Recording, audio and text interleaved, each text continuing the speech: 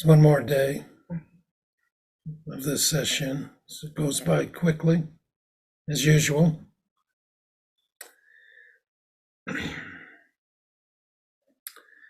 But don't start coasting. Just keep with your practice all the way to the end.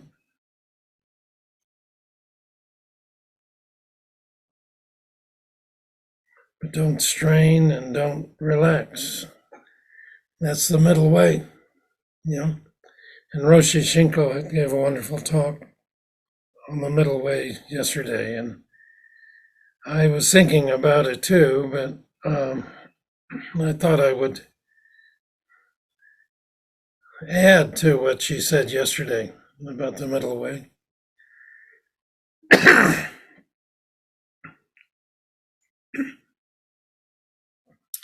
The Japanese character for middle is Chu, CHU, and Chudo is the middle way. Do is like Tao, it's the path. So Chudo is the middle way.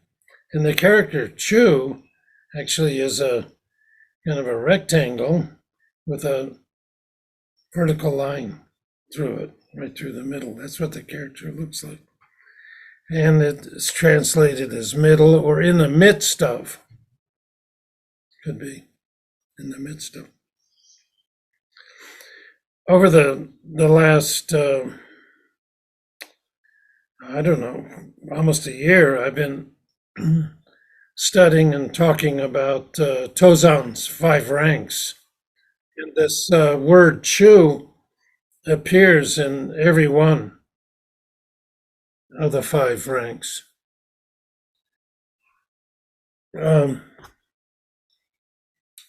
So the first, there's a relationship between the relative and the absolute. And sho means absolute in the hen, means relative. And the first of the 5 ranks is hen, chu, sho, which means the relative in the midst of the absolute. And sometimes it's translated as the absolute containing the relative. But containing means that one's bigger than the other, but one's not bigger than the other, so I prefer in the midst of, but it's been translated that way. And then the second one is, they reverse it, it's sho, chu, hen, so that's the relative, the absolute in the midst of the relative. Now this word chu, the middle or in the midst of, has a lot of implications. And Bernie Glassman, Roshi, told me that when he went to the opening of Daibosatsu Monastery, which was in upstate New York, which is the first Japanese style monastery in this country, and it opened probably in the around 1980, I think. And my first teacher, Sochi Roshi, was there, and they had a opening ceremony and celebration, and then they had a session. And Bernie went to see Sochi Roshi and Doksan. And the koan he gave him was chu. What does this chu mean? What's the meaning of chu? And I talked with Bernie about it quite a bit. And the chu in Chudo, the middle way, it relates to non-judgmental awareness, just being aware without judging, without falling to one side or the other. And there's a real healing power in the ability to stay present to the pain and joy of the world without judging it. I've told this story many times, but I'll mention it again about a well-known psychiatrist at the Zen Center of LA, that after he started to practice, he told me that he had less to say to his patients and the better they got, just by learning how to be present. And so Bernie felt this chew, this middle, was about being present. Just being present without falling to one side or the other. And partially through that, he started these bearing witness retreats. Bearing witness is staying present without judgments. You could call them chew retreats, as well as bearing witness retreats. And they do street retreats where they spend time in the streets as homeless in order to understand what it's like being homeless, to interact with homeless, to see what their lives are like. And they do bearing witness retreats in Auschwitz, at the concentration camp, to experience the horrors of that place. And they do bearing witness retreats with Native Americans to experience their plight. So a few years ago, I've attended several Native American bearing witness retreats in Seijo's backyard in South Dakota. There's a lot of the Lakota Sioux. There's a reservation, Pine Ridge Reservation there. And we all know how the American settlers and the U.S. cavalry confiscated the land and drove the Native Americans to either extinction or to reservations. So I asked one of the more radical Native American participants what kind of restitution she would like, what kind of reparations she would like. And without hesitation, she said, I want all Americans to leave. I want them to get out of here. I want them to leave our land here in the Black Hills. Go somewhere else. They took our land. We just want it back. Can you imagine an exodus of hundreds of thousands of people who have settled in these places? They'd become refugees. That would include Seijo. Yeah. And guess what? The Abbey is sitting on Native American land. This used to be the hunting grounds of the Arapaho Indians, and the Utes and the Cheyennes also lived here. So how do we bear witness to that? And what is the middle way?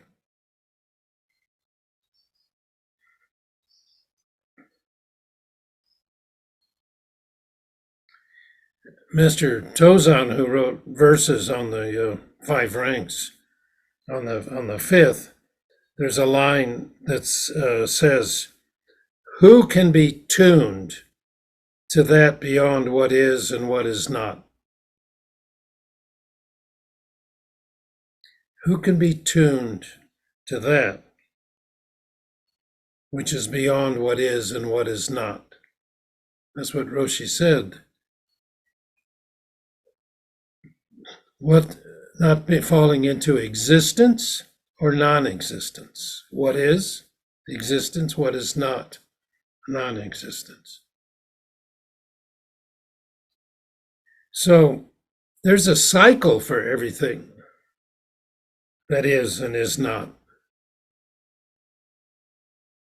As you know, when you sit Shishin, your thoughts arise, they exist, they decay, and then it's empty. So it's what is, and then it's what is not. But they just keep going through this cycle. And so does everything else. So we try to grab it as one part of the cycle. It changes immediately. It's ungraspable. So like we chanted this morning in affirming faith in heart mind. So what is not. and what is not is. Because this cycle, see, if we fall to one side or the other, we're stuck there, but things are constantly changing. And there's even a cycle of what is and what is not for kalpas. You know what a kalpa is? It's a long, long, long period of time. Now, I've heard a lot of descriptions of how long a kalpa is. But the one I like is like there's a piece of solid granite, a mile, it's cubic, a mile on each edge. And every 1,000 years, an angel comes down and brushes her wings against the granite. And when it wears down, that's a time of a kalpa. Okay. Now, there's four kalpas according to Buddhist cosmology. There's an empty kalpa. There's a kalpa of growth. There's a kalpa of dwelling, and there's a kalpa of decay. Just like your thoughts. Only one thought is one kalpa. Actually, the cycle is four kalpas. So after decay, there's the empty kalpa once again. And Nansen remarked, I always tell others to receive directly, even before the empty kalpa. Even before a thought arises. Even before you can explain it. It doesn't compare to personally experiencing it at once, to directly perceive it. And Nansen said, the far distant empty kalpa, no one has known it yet.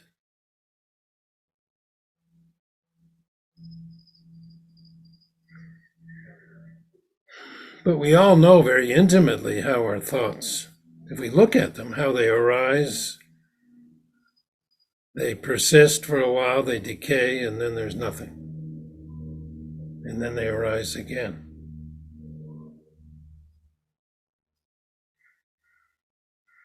So when I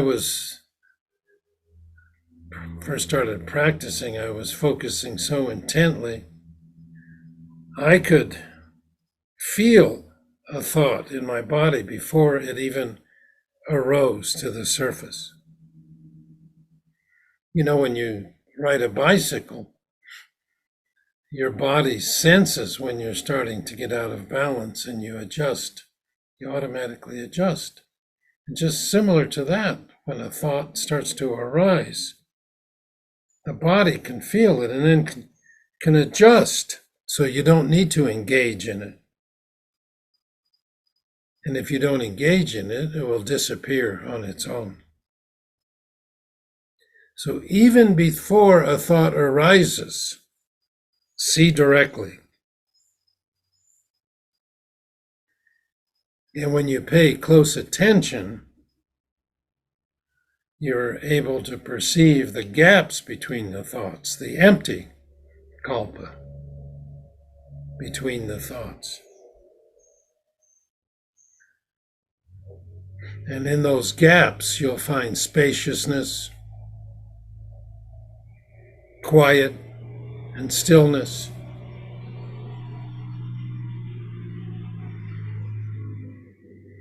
And that's the middle way. And like Roshi Shinko said, it's pregnant with possibilities. It's not stagnant in that space. And then the big question is, can we function in our life from that space? From that space that presents itself when even before the empty kalpa. So how do we navigate our life in the middle way between existence and non-existence.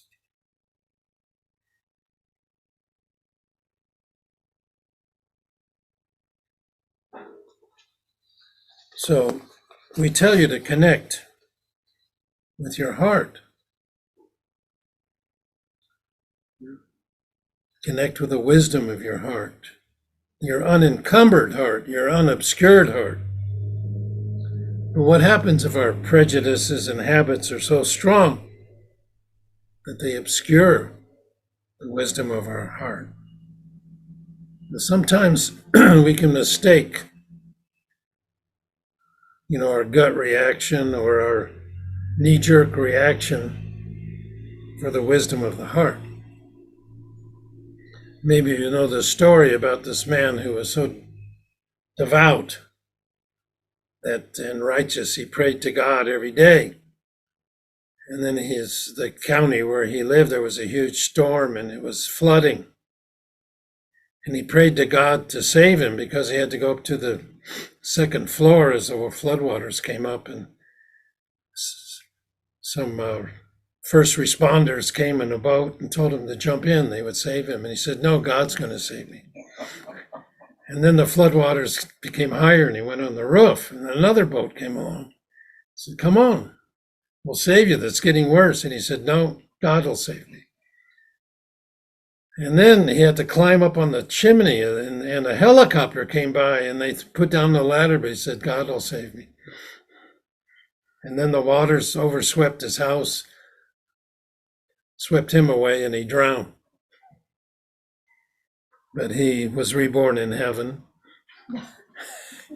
And he went to God and he said, God, why didn't you save me in that flood?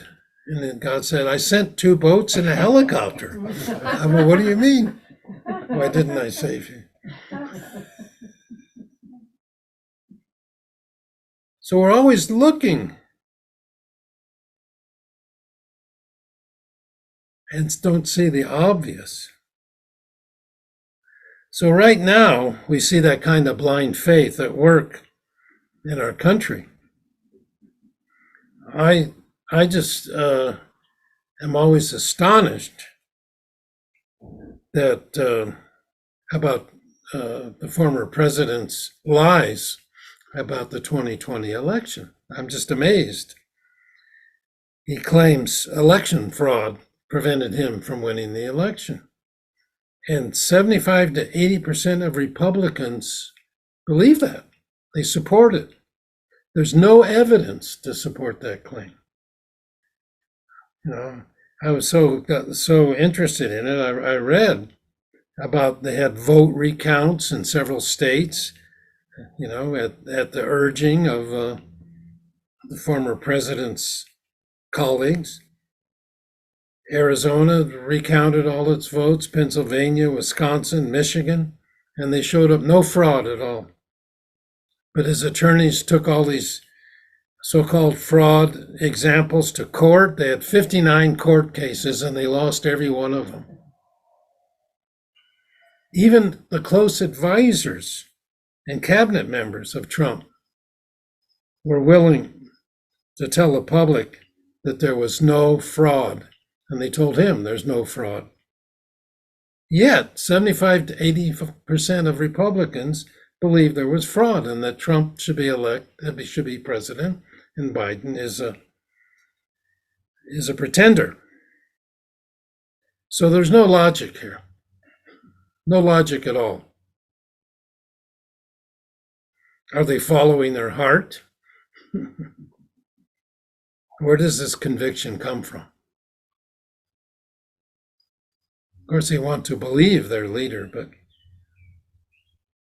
I think that they're motivated by fear.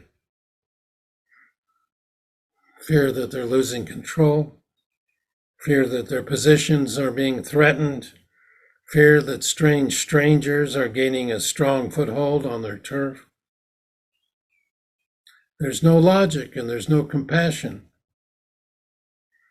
And there's a belief that I am alone and I have to take care of number one. And this they think is a way to do it. Now, being alone, and I'm going to talk more about this alone when the Buddha said, I alone am the world honored one, but this alone is different. But even if they were willing to give into logic, logic doesn't always lead to a clear answer. And I'm going to mention the story of our famous ancestor, Toksan, which I'm sure most of you know, but I think it's worth repeating. Because he was a scholar and a very well-established scholar of the Diamond Sutra. In fact, he had the nickname, the King of the Diamond Sutra. And he had heard that in the south of China, they were talking about sudden enlightenment.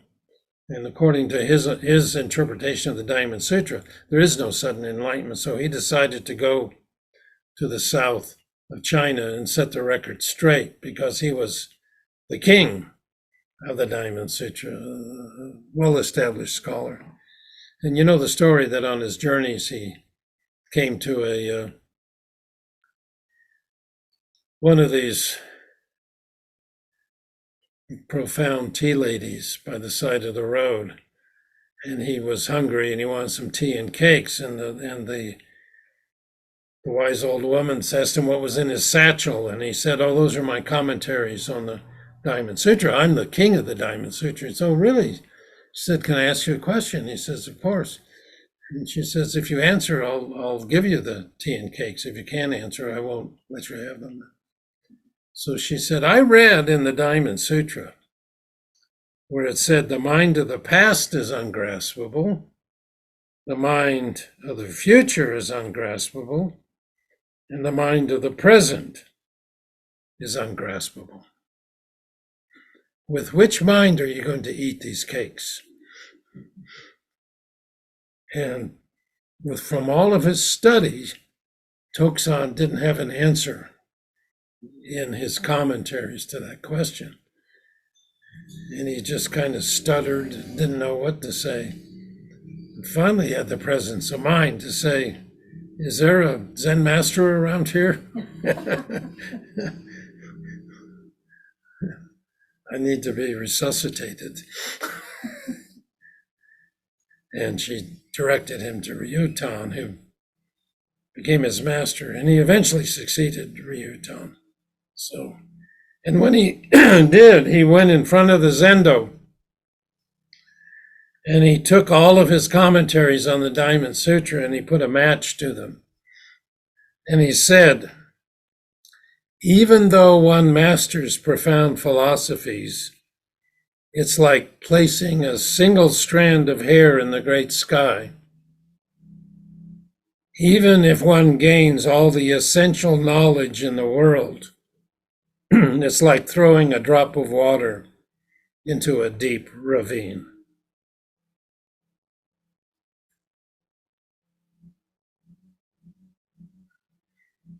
So logic can lead us astray, faith can lead us astray,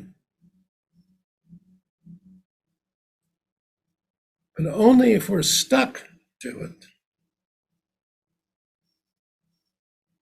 See, when we think about the mind of the past, the mind of the future, the mind of the present, what is time? You might think that this talk that I'm giving has a beginning, a middle, and an end. In fact, the Mad Hatter told Alice in Wonderland to start at the beginning and continue until she came to the end, when he asked her questions.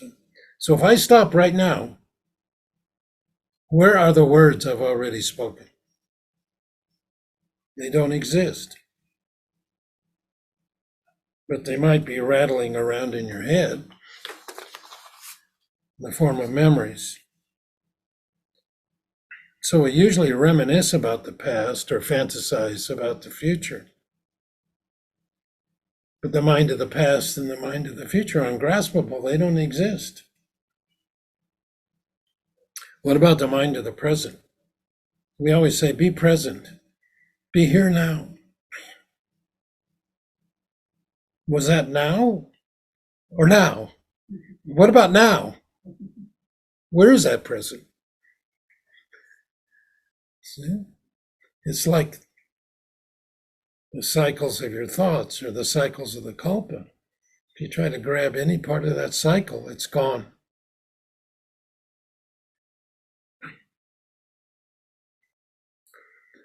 So if we get too caught up in our logic and our intellect, we can miss the forest for the trees too. When I used to work at the University of California in San Diego, and they had a very prestigious biology department. And there was a running joke there that students in that department couldn't tell the difference between a mouse and an elephant unless they looked at their DNA sequence. So Nansen said to see directly.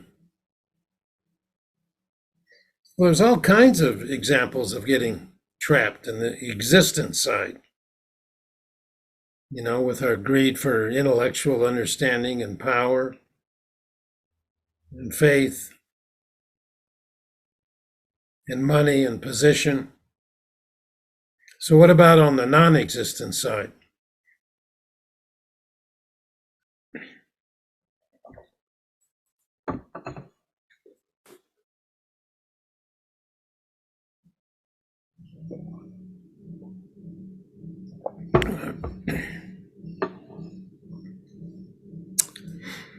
In the Heart Sutra, it says, no eye, no ear, no nose, no tongue, no body, no mind.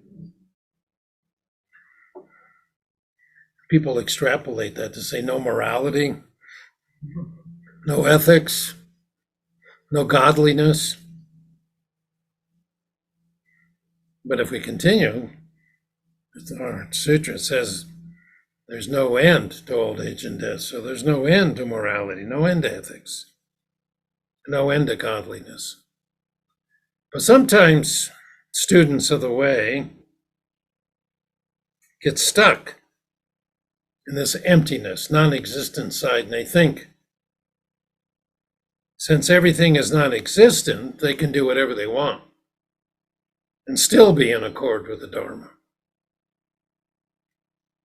The Dharma teacher, Andrew Cohen, said, if they had a very profound spiritual experience, they would recognize very directly, very immediately, that in the face of the absolute, they have absolutely no choice but to surrender everything without condition. At that point, the individual would have to realize they have to give up their own will, utterly and completely to the will of the divine, the will of the absolute. But a person who does not necessarily have a pure heart, but has a lot of ambition, spiritual ambition, would be willing to take that same leap, but then would use it to their own advantage. So much damage has been done in sanghas due to the ambitions of some teachers. As the identity, the chant, the identity of relative and absolute states, seeing the absolute is not yet enlightenment. Why is that? Because we still have our habit-ridden consciousness, our ego-grasping ignorance, even seeing the absolute, it's still there. And I think that's the seventh level of consciousness that Roshi Shinko mentioned yesterday. It's perverted our insight and vision. And it requires continual bearing witness to transform.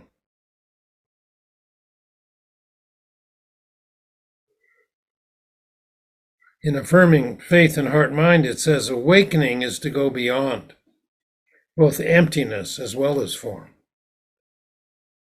So what is it that's beyond both emptiness and form?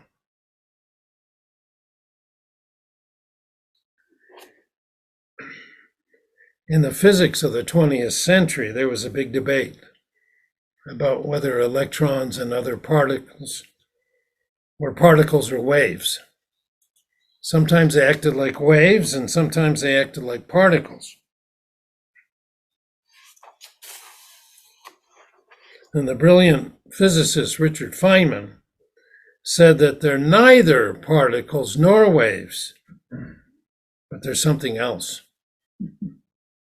And at this point in our understanding, we don't know what that something else is. So like the particle wave debate, we can't definitely say what is beyond what is and what is not.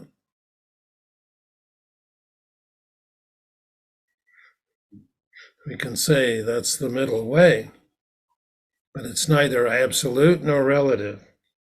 It's neither form, nor is it emptiness. It's neither particle, nor is it wave. It's neither existence, nor is it non-existence. It's something else.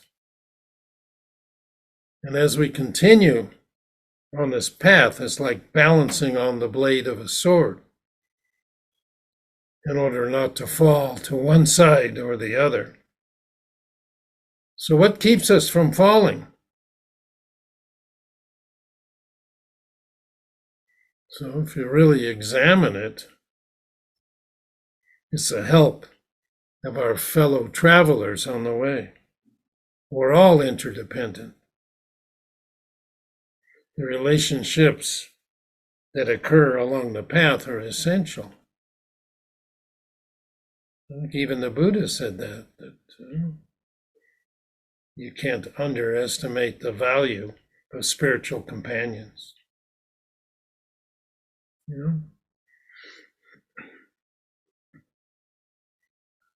The more we get into this practice, at least for me anyway, the more I got into, I wanted to spend time with other practitioners who supported me in what I was doing.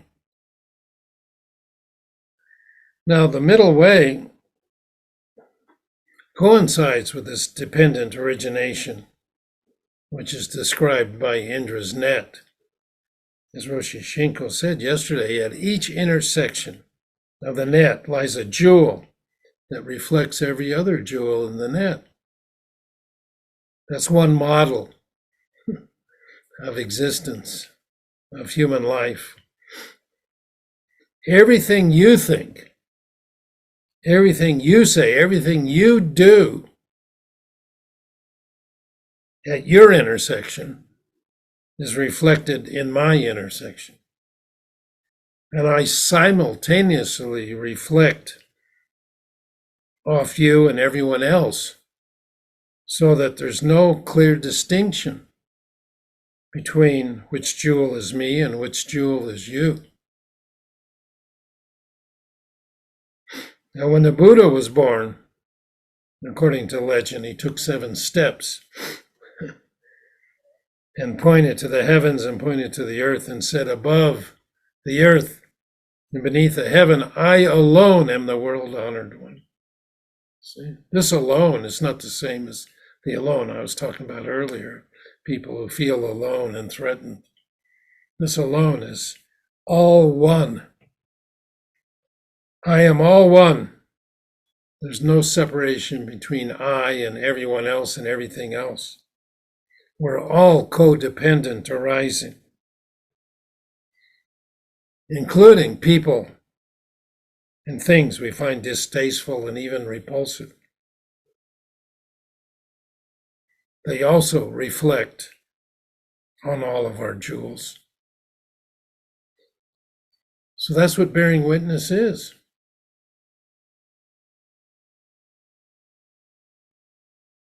Embodying Indra's net in totality. Because every intersection reflects every other intersection. So how can you tell which intersection is which?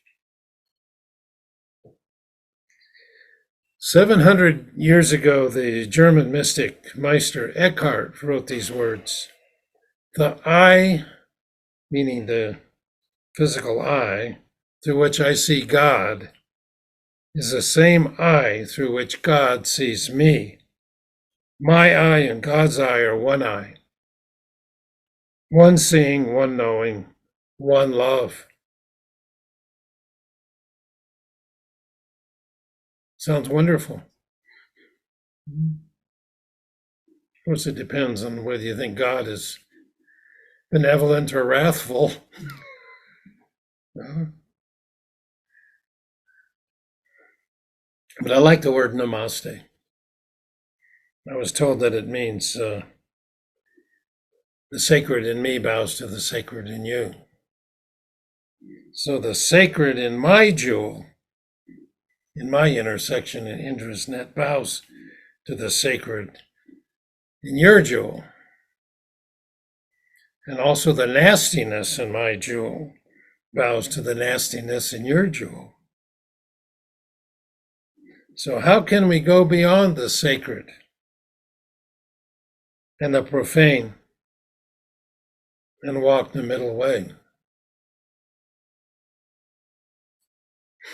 So I mentioned one line of the poem that Tozan wrote for the fifth rank.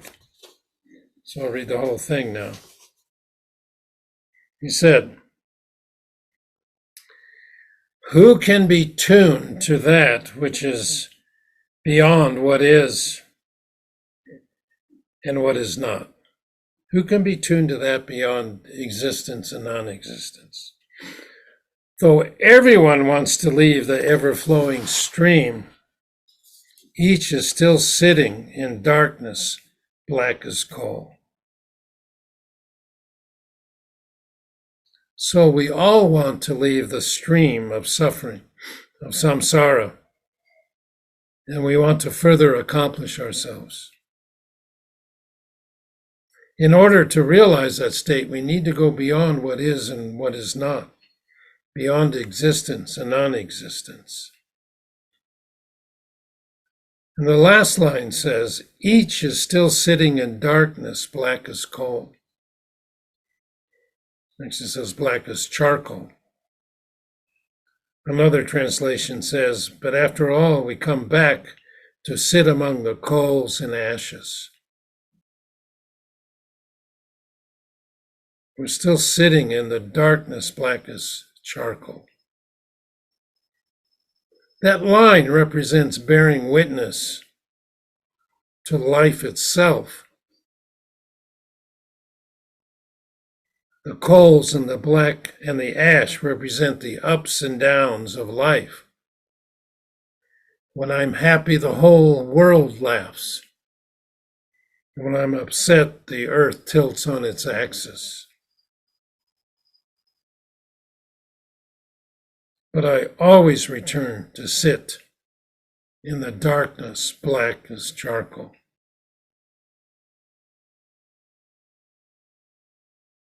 That place is the middle way, where there's no existence and no non-existence. And there's complete existence and complete non-existence.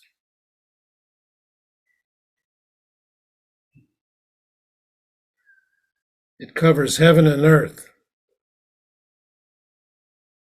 And still there's not a square inch of ground upon which to stand.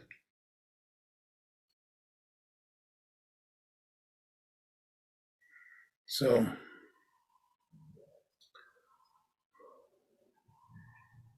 please, let's finish this session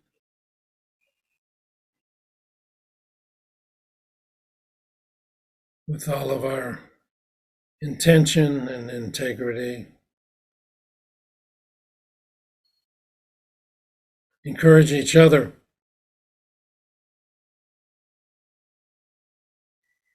Because I like what Bernie said to me once, that beyond existence and non-existence is just bearing witness to life itself. And he said the purpose of our practice is to realize the oneness and the interconnectedness of life.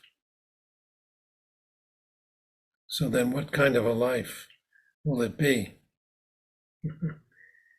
A life which we realize beyond the empty kalpa and before the empty kalpa. Yeah. So please, let's just do our best and appreciate each other. Thank you.